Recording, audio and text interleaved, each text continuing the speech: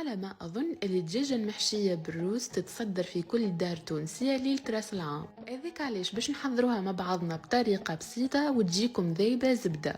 أول حاجة في صحفة ناخذو ياغورتة طبيعية مغرفة كبيرة موتاد واللفاح اللي باش نكتبه لكم، ونزيدو زيت الزيتون حكاية 4 ولا 5 مغارف، وباش نزيدو نفوحو نحطو قشور متاع قارص ونزيدو عسرة متاع كعبة كاملة قارص. وتوا نجيبو دجاجتنا بعد ما نظفناها بالباهي ندخلو فيها لفاحات بالباهي حتى تحت الجلدة.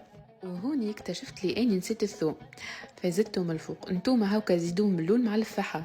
وحضرت روز بالجلبان، الطريقة متاعو تلقاوها في اي فيديو متاع روز عندي، وانتوما تنجموا تزيدوا تدلوا رواحكم وتزيدوا الفاكهة. وسكرتها بالطريقة هذه وحطيتها في الساك دو كويسون ودخلتها للفور على 200 درجة حكاية سواعة من زمان. وتوا ناخذ شوية زيت زيتونة ورشة معدنوس وشوية ثوم ودهنوا بيها الدجاجة بعد ما تطيب وتفكروني فيك البنة. وبطبيعة كتطيب خرجوها من الساك دو كويسون ورجعوها في الفور تاخو كل لون المزيان. وشوفوا لي البنة، على ما أظن ما فماش ما أسهل وأبسط من الطريقة هذه.